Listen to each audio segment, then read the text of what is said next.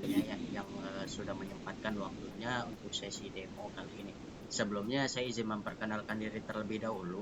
Saya Dimas dari Divisi Marketing Accurate. Di sini saya bersama rekan saya yaitu Mas Lukman dari tim implementasi Accurate yang nanti akan membantu menjawab bagaimana sih Accurate Online ini untuk perusahaan kakak agar kita bisa menjelaskan akurat secara relevan dan tepat nih Kak untuk perusahaannya. Perusahaannya ini bergerak di bidang apa dan alurnya itu seperti apa Kak? Boleh di-share sedikit Kak? Kalau basicnya cuma jual beli, jadi saya beli barang, terus saya jual gitu aja, sesimpel itu. Cuman saya ada 2, jadi ada transaksi yang PPN, jadi ada pakai nama 2 nama. Tapi untuk pembukuan saya mau tetap harus semuanya digabung semua gitu, tapi nanti ke depannya biar bisa dipisahkan gitu transaksinya. Jadi satu yang untuk transaksi dengan non PPN, satu lagi dengan yang PT. Jadi ada PD dengan PT gitu. Nah, kalau untuk alurnya ya standar sih jual beli biasa ya, nanti sampai ke create invoice dan sebagainya gitu. Oke, baik. Terima kasih untuk Kanianya ya yang sudah membantu menjelaskan sedikit nih. Untuk Mas Lukman langsung dipersilakan Mas.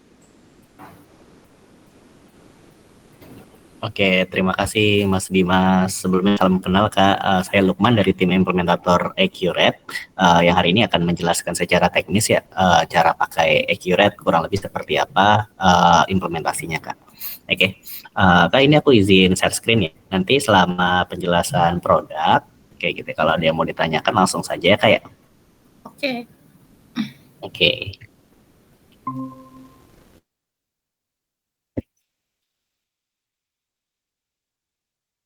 Oke, nah ini tampilan aplikasinya Kak. Kelihatan nggak layar saya Kak?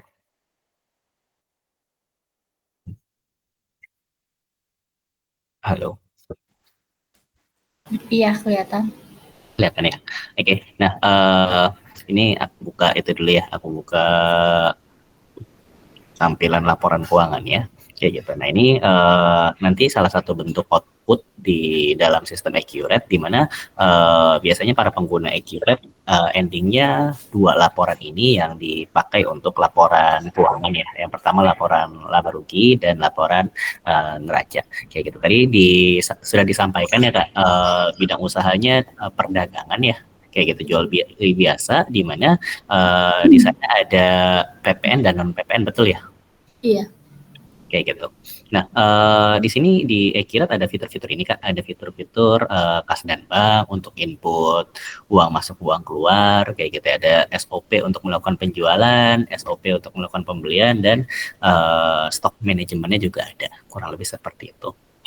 Nah, kalau kita ngomongin jual beli dulu, kayak gitu ya. Sebenarnya di Accurate kalau di sana ada apa namanya distribusi juga gitu ya, B2B kayak gitu ya. Di Accurate bisa menggunakan pesanan pembelian, terus ada kalau sudah barangnya datang diterima, kemudian baru catat fakturnya dan dibayar. Nah, kalau penjualan juga sama gitu ya, mulai dari penawaran dan pesanan kayak gitu, kemudian terbitkan surat jalan, fakturnya ada 2 tipe, uang muka penjualan dan faktur penjualan, sama penerimaan penjualan untuk input uang masuknya kayak gitu. Nah, itu untuk mungkin distributor atau B2B ya. Kalau untuk retail atau B2C ke customer langsung ya, kalau di sana ada toko fisik, biasanya yang dipakai faktur penjualan dan penerimaan penjualan saja cukup. Begitu juga dengan pembeliannya. Nah, kalau di tempat Kakak kira-kira seperti apa Kak proses penjualannya? Apakah langsung nota kayak gitu kemudian diterima atau seperti apa Kak? Biasanya sih langsung ke customer, customer-nya ya terserah mereka jual lagi atau apa, pokoknya saya itunya customer. Terus transaksinya ya ada tunai, ada tempo. Oh gitu. Tapi kalau apa namanya, oke, siap. Berarti lebih sebenarnya ke retail ya Kak ya, kayak gitu. Nah, siap. Nah, kemudian di apa namanya di barang dan jasanya ini contohnya kayak gitu. Jadi ini tempat kita untuk ngedaftarin nama-nama produk yang kita jual ataupun kita beli apa ya, kayak gitu ya. Nah, misalnya kita ukuran sekian kayak gitu ya, barang-barangnya kita list di sini. Di mana barang-barang ini juga bisa kita setting harga jual dan harga belinya serta tadi PPN ya. Kayak gitu. Kalau jual sama belinya kena PPN nggak? Ini tadinya aku itu nggak setting. Kalau setting seperti ini dia. Kena PPN. Kemudian lagi kena PPN. Jadi setiap penjualan dan pembeliannya otomatis kena PPN secara default ya, kayak gitu. Nah, karena tadi dalam satu perusahaan ada dua tipe transaksi ya, ada yang PPN dan PPN, nanti di settingnya sebenarnya di transaksinya Kak, kayak gitu. Jadi waktu kita melakukan penjualan contohnya seperti ini ya, atau seri pembelian dulu ya. Kalau pembelian PPN Kak? Iya ada PPN ada non juga sih. Ada PPN sama non juga. Oke, siap. Ini kita di pembelian dulu ya. Kayak gitu. Nah, ini sebenarnya proses entry-nya user tinggal itu aja, bahkan nanti tinggal input ini nama-nama PT-nya atau nama-nama vendornya siapa aja, beli siapa.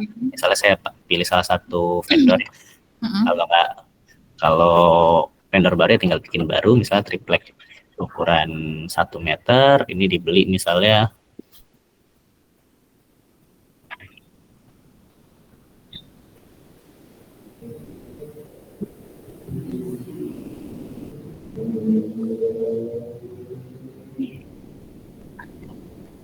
sebentar ya Kak. Sebentar.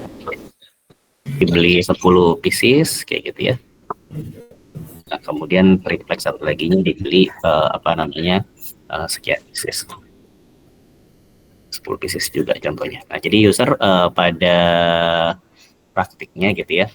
Ini dia tinggal pilih itu aja, tinggal pilih vendornya, kemudian barang-barangnya dibeli berapa, harganya disesuaikan. Kemudian di sini muncul nih PPN-nya. Kayak gitu ya. Nah, PPN atau enggak ternyata pada saat di CV ini ternyata belinya non PPN kayak gitu. Ini sebenarnya kena pajaknya di unchecklist aja Kak. Kayak gitu. Jadi PPN-nya hilang. Kayak gitu. Jadi konsepnya seperti itu untuk PPN dan non PPN-nya kayak. Gitu.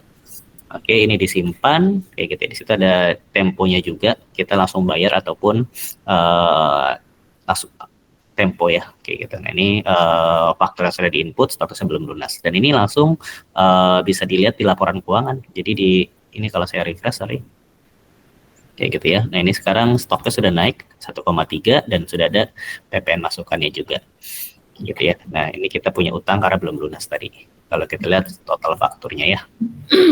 Kayak gitu. Nah, kemudian di barang dan jasa kayak gitu ya. Ini tadinya masih 0, stoknya bertambah jadi sekarang ada 10. Jadi konsepnya waktu beli stoknya bertambah, waktu jual stoknya berkurang. Kurang lebih seperti itu konsepnya Kak. Oke. Kalau dijual langsung otomatis lah ya intinya semuanya ya. Betul, betul. Kayak gitu. Nah, ini kita coba penjualan ya. Misalnya faktur penjualan sama. Sekalian tadi masih pembelian, kalau misalkan untuk hak aksesnya gimana itu? Itu kan pasti ada harga modal kan? Ya, betul. Oke, nah ini hak aksesnya user bisa desain sendiri Kak. Jadi di sini ada akses grup sama pengguna kayak gitu. Kebetulan yang saya pakai ini bisa dibilang administrator ya kayak gitu. Nah, saya kalau mau tambahkan email lain sebagai misalnya user gitu. Oh, ini admin pembelian nih, ini admin penjualan nih kayak gitu. Kita bikinin hak aksesnya dulu Kak. Ini contohnya ya. Nah, ini benar-benar karena di setiap perusahaan biasanya beda-beda ya hak aksesnya ya. Jadi user benar-benar dibuat untuk bisa ngedesain sendiri. Misalnya di sini admin penjualan. Ternyata admin penjualan itu nggak boleh lihat harga modal gitu kan. Kayak gitu. Nah, ini di hak aksesnya kayak gitu ya. Nah, ini sebenarnya nama-nama fitur yang ada di iCred nih Kak. Buku besar, kasbang, penjualan, pembelian, kayak gitu. Nah, ini kita unchecklist semua aja di modul pembeliannya. Jadi dia nggak bisa lihat harga modalnya nanti Kak. Kayak gitu. Di sini ada namanya harga beli, sorry. Kan saya cuma perlu batasinnya mereka nggak perlu lihat harga modal, tapi kan untuk item yang masuknya kan mereka bisa masuk gitu kan. Bisa nggak perlu ya. Mereka cuma perlu lihat stok aja ya. Perlu lihat stok aja betul. Nah, tapi kalau yang input pembeliannya ya dia sebenarnya perlu input itu juga Kak, perlu input harganya juga biar laporan keuangannya tercreate secara otomatis ya. Karena waktu jualan nanti kelihatan modalnya berapa atau HPP-nya berapa. Gitu ya. Nah, ini gambaran umum tentang hak akses ya. Jadi memang bisa kita desain. Nah, kemudian untuk penjualan kayak gitu ya. Di sini penjualan juga sama tadi ya, faktur penjualan tinggal kita pilih mau dijual ke siapa. Oke, misalnya ke Bapak Adit kayak gitu ya. Atau kalau pelanggan umum ya silakan dibikin satu aja. Oke. Nah, ini tripleknya dipilih, misalnya contohnya ya, beli 2 misalnya. Nah, di sini juga ada informasi stok ready-nya ada berapa. Oke.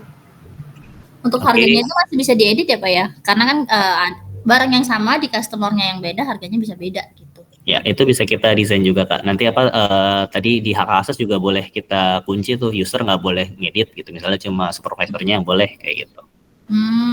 Kita juga seperti itu. Dan ini balik lagi pajak atau nggak kena pajaknya di sini Kak.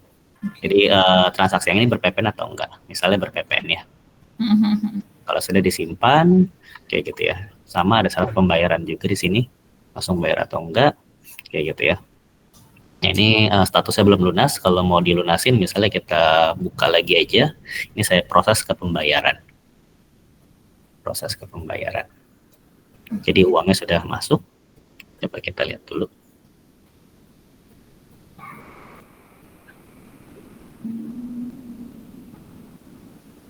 Nah, misalnya masuk ke Bank BCA, dia transfer gitu ya.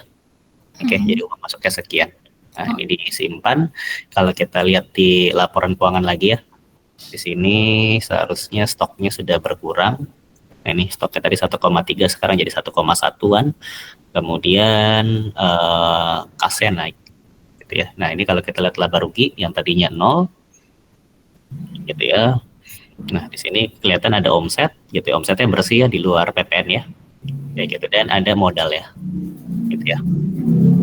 Nah, ini kalau kita lihat di barang juga otomatis bertambah ya. Tadinya 10.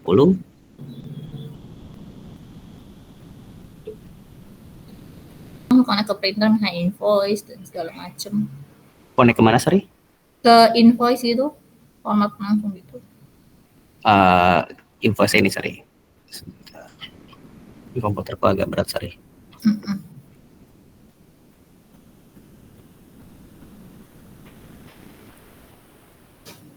Saya kurang lebih seperti ini.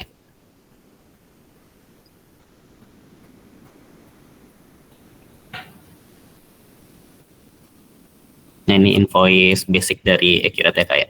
Oke. Kurang lebih seperti ini dia tampilan. Oke.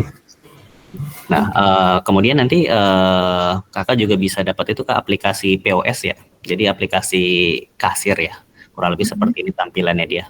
Nah, jadi ini bisa di-download buat apa? Buat di toko kayak gitu ya. Jadi user bukan pakai yang versi desktopnya ya, tapi pakai versi kasirnya kayak gitu. Jadi user tuh bisa tinggal pilih barangnya apa yang dijual gitu ya. Sama konsepnya kayak tadi. Kayak gitu, kemudian nanti bayarnya pakai rekening apa, tunai atau non tunai, misalnya di sana ada edisi gitu ya, masukin edisi BCA kah atau tunai kah, kayak gitu. Misalnya uangnya 200.000 bayar, kemudian struknya bisa dicetak atau dikirim. Nah, kurang lebih seperti itu. Dan di dalam, bisa dibilang di back office-nya di sini ya, di sini otomatis langsung masuk nih gitu, jualan tadi 150.000 dan statusnya langsung lunas, sama dia langsung masuk ke laporan keuangan juga. Nah, kurang lebih seperti itu Kak. Sampai sini dulu, mungkin ada yang mau disampaikan atau ditanyakan Kak? Oh, oke sih. Paling lebih ke customize yang kecil-kecilnya itu sih, dan aku rasa fiturnya kayaknya harusnya udah ada semua sih. Kayak pembayaran tempo tapi dia nyicil bertahap kayak gitu, paling ngurangin itunya. Ngurangin utangnya, betul. Betul. Kayak gitu sudah bisa juga. Sort datanya juga pasti bisa lah ya, database misalnya sort data penjualan, misalnya saya mencari customer A, dia total beli kapan aja nih, itemnya apa aja, itu bisa juga. Bisa juga, betul. Betul. Jadi laporannya ada banyak tipenya, dan di sini salah satu kelebihan dia kita laporannya bisa dimodifikasi Kak. Kayak gitu. Jadi rincian penjualan per pelanggan kayak gitu, bisa dipilih dari kapan sampai kapan. Kayak gitu. Nah, terus kalau untuk saya kan sekarang sambil berjalan terus nih, sedangkan ya, database-nya kan banyak kan berarti kan database-nya, maksudnya betul. segala macam. Nah, itu gimana ngupdate-nya? Apakah bisa diekspor langsung, apa diimport, apa gimana gitu? Nah, biasanya kita itu tentukan tanggal cut off ya. Kalau sekarang udah ada sistem atau itu ya, atau belum, manual Excel? Manual Excel semua. Manual Excel ya, kayak gitu. Nah, kalau Kalau Kalau di manual sih biasanya kita itu tentuin tanggal cut off ya. Misalnya di cut off di tanggal tanggal 31 Desember gitu biar laporan dapat 1 tahun kayak gitu. Nah, nanti transaksi-transaksi dari tanggal 1 sampai hari ini di-upload juga bisa kayak gitu ya. Nah, tapi juga kalau mau langsung pakai biasanya udah per hari ini aja misalnya. Kalau mau nanti belakangnya baru diupdate berkala gitu. nggak diupdate berkala sih Kak, dipotong datanya. Jadi kita masukin ending balance-nya aja apa saldo akhirnya misalnya triplek di hari ini ada berapa dimasukin sebagai saldo awal, kas hari ini ada berapa dimasukin sebagai saldo awal kayak gitu. Jadi bisa dibilang dipotong lah laporan keuangannya kayak gitu. Nah, tapi berarti laporannya mulainya dari hari ini di dalam sistem kayak gitu. Kalau melihat data penjualan per pelanggannya ya per hari ini kayak gitu. Nah, itu biasanya yang lebih banyak dilakukan untuk perusahaan retail ya kayak gitu. Jadi langsung dimasukin saldo-saldo awal per hari ini, habis itu transaksi. Kurang lebih seperti itu konsepnya. Oke, ngerti. Oke. Nah, kurang lebih seperti itu ya kayak gitu. Nah, fitur-fitur lainnya Kak, ada fitur tadi kas pembayaran kayak gini untuk bayar gaji di sini kayak gitu ya, penerimaan lain-lain di luar penjualan kayak gitu ya. Nah, jadi kalau kita lihat di laporan keuangan kayak gitu ya, di laba rugi di sini baru ada penjualan dan modal belinya ya dari fitur penjualan dan fitur pembelian, kemudian beban operasionalnya dari fitur kas bank tadi Kak. Oke. Kayak gitu, misalnya bayar gaji, bayar listrik, mata di sini.